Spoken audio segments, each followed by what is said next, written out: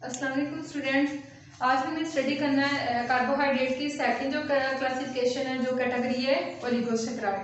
तो ओलिगो हमने जैसे आपने देखा होगा मोनोसेक्राइड में एक यूनिट जो है वो इन्वॉल्व होती है। तो ओलिगोसेक्राइड में हमारे पास क्या होता है, ओलिगोसेक्राइड में हम यूज़ करते हैं डाइसेक्राइड भी, ट्राइसेक्राइड भी। ठीक है, तो हम इसकी फर्स्ट ऑफ ऑल हम इसकी जनरल जो है करैक्टरिस्टिक्स देखते हैं कि ओलिगोसेक्राइड के हमारे पास करैक्टरिस्टिक्स क्या है। ठीक है, ओलिगोसेक्राइड हमारे पास क्या होता है, लेस स्वीट इन टेस्ट होता है, लेस सॉल्युबल इन वाटर होता है, और इसकी हम हाइड्रोलाइसिस भी जो है वो इजीली करवा सकते हैं। क्या होता है, लेस सॉल्युबल इन वाटर, इसके बाद लेस स्वीट इन टेस्ट, और थर्ड चीज हमारे पास क्या थी, हाइड्रोलाइज। ठीक है, इजीली हाइड्रोलाइज्ड, ये हमारे पास आ गई इसकी जनरल करैक्टरिस्टिक्स किसकी, ओलिगोसेक्राइड की। अब अगर कोई ऐसा ओलिगोसेक्राइड हमारे पास आए जिसकी हाइड्रोलाइसिस परफॉर्म करते हुए हमारे पास दो शुगर मॉलिक्यूल बन जाए। ठीक है, मतलब हमारे पास कोई ओलिगोसेक्राइड है, हमने उसकी क्या करवानी है, ब्रेक डाउन करवानी है। ठीक है, तो अगर उसकी ब्रेक डाउन के बाद दौरान हमारे पास दो शुगर मॉलिक्यूल आ जाए तो उसको हम क्या बोलेंगे, हमारे पास क्या आया है, डाइसेक्राइड आया है। इसी तरह अगर हमारे पास तीन शुगर मॉलिक्यूल आए तो हम क्या कहेंगे कि ये हमारे पास क्या आया है, ट्राइसेक्राइड। ठीक है, अगर टू शुगर मॉलिक्यूल हमारे पास बने, ठीक है, मतलब हाइड्रोलाइसिस करवाएं। ठीक है, हम ये बात करेंगे हाइड्रोलाइसिस हम इसकी इजीली करवा सकते हैं। अगर हाइड्रोलाइसिस के दौरान हमारे पास जो है वो शुगर मॉलिक्यूल दो आए तो हम क्या कहेंगे, ये हमारे पास क्या आया है, डाइसेक्राइड। ठीक है, इसी तरह जब हम इसकी करवाएंगे, जब हमारे पास तीन मॉलिक्यूल आएंगे, थ्री शुगर मॉलिक्यूल आएंगे, तो हम क्या कहेंगे कि ये हमारे पास क्या है, ट्राइसेक्राइड। ठीक है, क्या है हमारे पास, ट्राइसेक्राइड, डाई और ट्राई। ठीक है, इसी तरह हम जब करवाते हैं हाइड्रोलाइसिस किसकी, ओलिगोसेक्राइड की, तो हमारे पास 2 से 10 तकरीबन यूनिट जो है वो ग्लूकोज के मिलते हैं। ठीक है, क्या होता है हमारे पास 2 से 10 यूनिट हमें ग्लूकोज के मिलते हैं। ठीक है, ग्लूकोज मॉलिक्यूल के हमारे पास आते हैं। अब हम अगर एग्जांपल देखें डाइसेक्राइड की, तो हमारे पास इसमें क्या आते हैं, सुक्रोज आता है, फ्रुक्टोज, लैक्टोज और माल्टोज वगैरह। ठीक है, तो ये सारे हमारे पास किसके एग्जाम्पल्स हैं, इसकी ओलिगोसेक्राइड की। ठीक है, यानी हम हाइड्रोलाइसिस जब परफॉर्म करवाते हैं तो हमारे पास 2 से क्या होता है, तकरीबन 2 से 10 यूनिट्स हमारे पास किसकी आती हैं, ग्लूकोज की। ठीक है, अब हम बात करते हैं सुक्रोज की। ठीक है, हमने ये देखा कि सुक्रोज, फ्रुक्टोज, लैक्टोज और माल्टोज इसकी एग्जांपल है डाइसेक्राइड की। इसी तरह हम बात करते हैं सुक्रोज की, तो सुक्रोज जो है हमारे पास, इसका हमारे पास जनरल फार्मूला क्या होता है, C12H22O11। ठीक है, क्या फार्मूला होता है हमारे पास,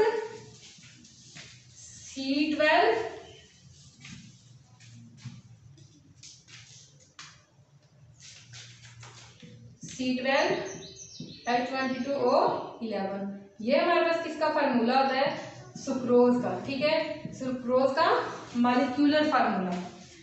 तो अब ये कॉम्बिनेशन किसका होता है, कॉम्बिनेशन ये 2 शुगर मॉलिक्यूल का, जिन्हें हम क्या कहते हैं, ग्लूकोज और फ्रुक्टोज। ठीक है, ये सुक्रोज जो है हमारे पास, ये किसका कॉम्बिनेशन होता है, बेसिकली ग्लूकोज प्लस फ्रुक्टोज। अब आपको पता है कि हमारे पास ग्लूकोज का फ्रुक्टोज का जो फार्मूला होता है, मॉलिक्यूलर फार्मूला, वो हमारे पास तकरीबन सेम ही होता है। ठीक है, यानी C6H12O6। तो इसी तरह हमारे पास जो है ये इसका आ गया जनरल फार्मूला। तो जनरल फार्मूला हमने कहा कि हमारे पास फ्रुक्टोज का और ग्लूकोज का सेम होता है।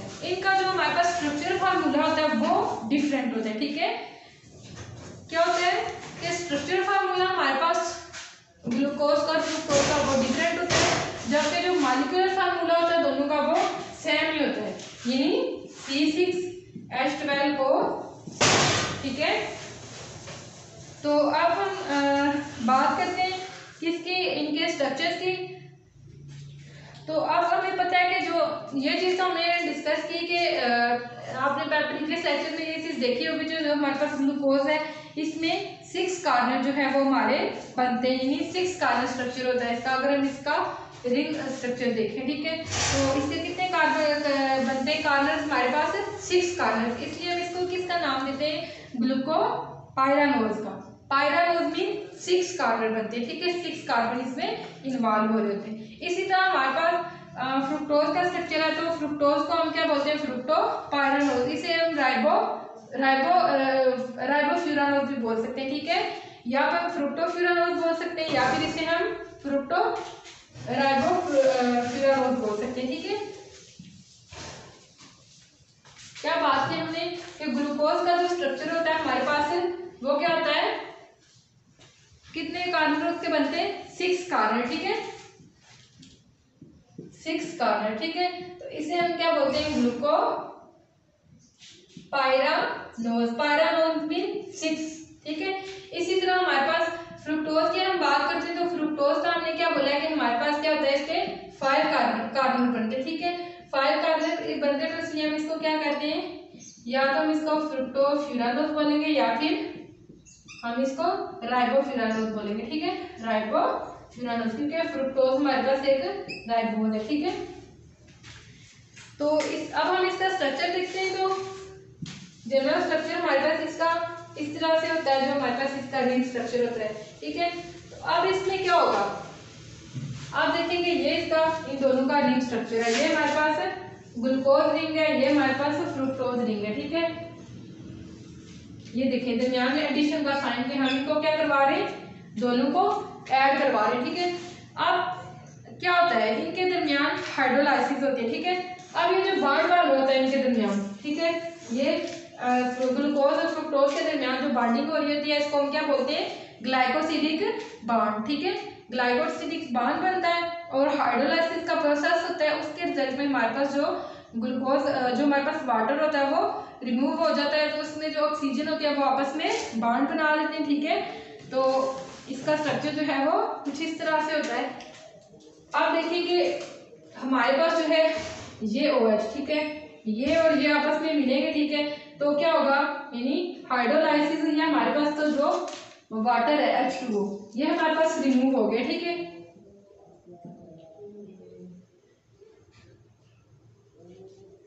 अब बच गया दरमियान में ऑक्सीजन, ठीक है, ऑक्सीजन बच गया, ठीक है। अब देखेंगे इसमें से वाटर तो हमारे पास रिमूव हो गया, ठीक है। जब हमें इसका स्ट्रक्चर ड्रा करना है, फर्स्टली हम सिंपली देखते हैं कि जब हम 6 का स्ट्रक्चर ड्रा करेंगे तो हमने फर्स्टली क्या करना है, हमने इस तरह से इसका स्ट्रक्चर ड्रा करना है, ठीक है। ये हमने इसके कॉर्नर देखने हैं, ये देखिए ये हमारे पास क्या हो गया, 6 कार्बन रिंग बन गई है। जबकि फ्रुक्टोज में आप देख लेंगे हमारे पास जो है वो 5 कार्बन रिंग बन गया है। हमने फ्रुक्टोज का सिंपल स्ट्रक्चर है, हमने इसकी नंबरिंग जो है ग्लूकोज की, ठीक है, हमने ग्लूकोज की नंबरिंग जो है वो इधर से स्टार्ट करनी है, जैसे carbon number 1, carbon number 2, carbon number 3, carbon number 4, 5 और एक कार्बन हमारे पास ये इधर अटैच हो जाएगा, ठीक है। तो ये कार्बन नंबर 6 आ जाएगा हमारे पास, ठीक है। हमने नंबरिंग इसकी यहाँ से स्टार्ट करनी है, 1 2 3 4 5 एंड 6, ठीक है।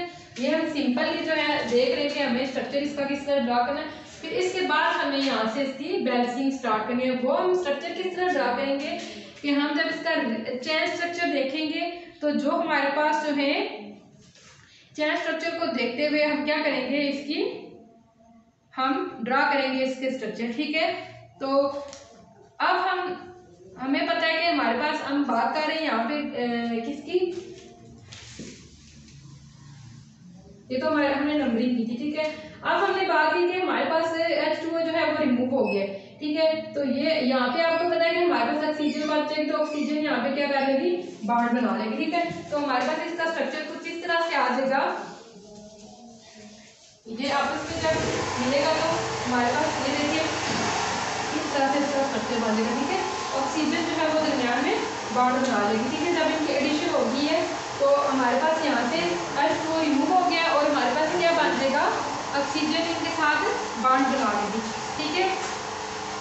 अब ऑक्सीजन सुक्रोज जो है, हमने ये तो बात की कि ग्लूकोज पर बस बॉन्ड बना लेगा। अब सुक्रोज जो है, सुक्रोज के पास इतनी वैलेंसी नहीं होती है। आप देखेंगे यहाँ पे आगे, यहाँ पे तो हमारे पास OH ग्रुप और अबे बता के उन्हें आपस में बॉन्डिंग कर लिया, ठीक है। आगे हमारे पास यहाँ पे, ठीक है, हमने कहा था कि H2O जो है वो रिमूव हो जाएगा, तो ऑक्सीजन रिमेनिंग जो है, ऑक्सीजन का आपको पता है कि 2 बार बनाता है, ठीक है। इसकी वैलेंसी क्या होती है 2, तो ये यहाँ पे बार बना लेगा, तो हमारे पास इसका स्ट्रक्चर का कंबाइन होके कुछ इस तरह से आ जाएगा। इनके दरमियान ऑक्सीजन की बॉन्डिंग प्रेजेंट होगी। अब आपको पता है कि यहाँ पे हमने डिस्कस किया इसकी 3 टाइप्स हैं, कौन कौन सी, ग्लूकोज, फ्रुक्टोज और सुक्रोज। तो सबसे पहले हम देखते हैं कि इनके दरमियान जो है लिंकेज कौन सा बनता है। हमने नंबरिंग कहाँ से स्टार्ट की थी, यहाँ से, कि कार्बन नंबर 1, कार्बन नंबर 2, 3, 4, 5, 6, ठीक है। तो हम इसको क्या कहेंगे, 1, 3 ग्लाइकोसिडिक लिंकेज, ठीक है, 1, 3 ग्लाइकोसिडिक लिंकेज। इसकी नंबरिंग हम यहाँ से स्टार्ट करते हैं, ठीक है, 1, 2, 3, तो 5 and 6। इसी तरह अब हम देखते हैं इनके दरमियान जो लिंकेज बना है वो कहाँ पे है, पोजीशन नंबर 1 पे और 3 पे, ठीक है। तो इसको हम किसका नाम देंगे, 1, 3 ग्लाइकोसिडिक लिंकेज। अब हम कह सकते हैं कि जो ग्लूकोज और फ्रुक्टोज के दरमियान लिंकेज बनता है वो कौन सा होता है, 1, 3 ग्लाइकोसिडिक लिंकेज, बल्कि 2 पे, ठीक है, 2 पे बन रहा है ये लिंक। कहाँ पे बना रहा है, 2 पे बना रहा है, ठीक है। देख लें आपके कार्बन नंबर 1 पे ऑक्सीजन, पहले हमारे पास क्या था, यहाँ पे OH ग्रुप अटैच था, ठीक है। अब यहाँ पे जो H था, इन दोनों ने आपस में मिलकर क्या बनाया, H2O, ठीक है। तो H2O रिमूव हो गया, पीछे हमारे पास क्या बचा है, ऑक्सीजन। ऑक्सीजन ने जब बॉन्ड बनाया तो उसने पोजीशन नंबर 2 पे जाके बॉन्ड बना लिया, ठीक है। अब पोजीशन नंबर 2 पे जब बॉन्ड बना तो इसको हम क्या नाम देंगे, 1, 2 ग्लाइकोसिडिक लिंकेज। अब इसमें हमारे पास एक चीज आ रही है कंफ्यूजन के, यहाँ पे देखें आपके ग्लूकोज में तो हमारे पास बॉन्ड बन रहा है, जो सुक्रोज है ये हमारे पास बॉन्डिंग क्यों नहीं नेक्स्ट कर सकता, ठीक है। अब बॉन्डिंग के लिए चाहिए होता है OH ग्रुप और H, ठीक है, दोनों ग्लूकोज के पास जो है अवेलेबल थे, ठीक है। इसलिए ऑक्सीजन ने नेक्स्ट जो है बॉन्डिंग कर ली, क्योंकि ऑक्सीजन में ऑक्सीजन की वैलेंसी होती है 2। इसी तरह आप देखें कि हमारे पास जो है सुक्रोज, अब सुक्रोज में क्या होता है, सुक्रोज के पास नेक्स्ट जो है वो लिंकेज नहीं है, ठीक है, कि आगे उसके पास कोई OH ग्रुप फ्री नहीं है, ठीक है। यहाँ पे तो जो H ग्रुप था वो क्या था, OH ग्रुप फ्री था, ठीक है। सुक्रोज के पास नेक्स्ट OH ग्रुप जो है वो फ्री नहीं है, कि वो नेक्स्ट जो है आगे लिंकेज कर सके फ्री, ठीक है। अब हमारे पास जो ग्लूकोज है, ग्लूकोज हमारे पास क्या है, से रिड्यूसिंग शुगर है, जबकि हमारे पास जो सुक्रोज है ये नॉन रिड्यूसिंग शुगर है, ठीक है। तो ये सारा हमारा था ऑल अबाउट ओलिगोसेक्राइड। हमने देखा ओलिगोसेक्राइड क्या होते हैं, स्वीट लेस होते हैं, इसके बाद क्या होते हैं, लेस सॉल्युबल इन वाटर होते हैं, और थर्ड चीज हमने कौन सी देखी थी कि जब हम इसकी हाइड्रोलाइसिस करवाते हैं तो हमारे पास 2 तरह के बनते मालिक्यूल, अगर 2 मालिक्यूल बने शुगर के तो उन्हें हम क्या बोलेंगे, डाइसेक्राइड। अगर हमारे पास 3 मालिक्यूल बने तो हम उसे क्या बोलेंगे, ट्राइसेक्राइड, ठीक है। इसी तरह हमने एग्जांपल देखी ग्लूकोज के और फ्रुक्टोज की के ये आपस में बॉन्डिंग करते हैं, और इनकी बॉन्डिंग के दरमियान क्या होता है, OH ग्रुप जो है और OH ग्लूकोज का और H जो है फ्रुक्टोज का, ये आपस में बॉन्डिंग कर लेते हैं। रिमेनिंग जो हमारे पास ऑक्सीजन बचती है, ऑक्सीजन की वैलेंसी होती है 2, ठीक है, उसको बॉन्डिंग के लिए जो है वो मिल जाता है अपना जो उसको चाहिए होता है लिंकेज, तो वो आगे उसके साथ बाइंडिंग कर लेती है पोजीशन नंबर 2 पे। तो इस बॉन्ड को हम नाम देते हैं 1, 2 ग्लाइकोसिडिक लिंकेज, ठीक है। इनके दरमियान बॉन्डिंग कौन सी हमने देखी थी, ग्लाइकोसिडिक बॉन्ड बनता है इनके दरमियान, ठीक है, और हाइड्रोलाइसिस के जरिए जो है H2O रिमूव हो जाता है। तो लास्ट में हमने कहा कि सुक्रोज हमारे पास क्या है, नॉन रिड्यूसिंग शुगर है, जबकि ग्लूकोज हमारे पास रिड्यूसिंग शुगर है, ठीक है। आज का हमारा लेक्चर जो था इतना ही, यहीं पे एंड होता है। कोई कंफ्यूजन हो तो आप लोग मुझसे कमेंट बॉक्स में पूछ सकते हैं। थैंक्स, अल्लाह हाफिज़।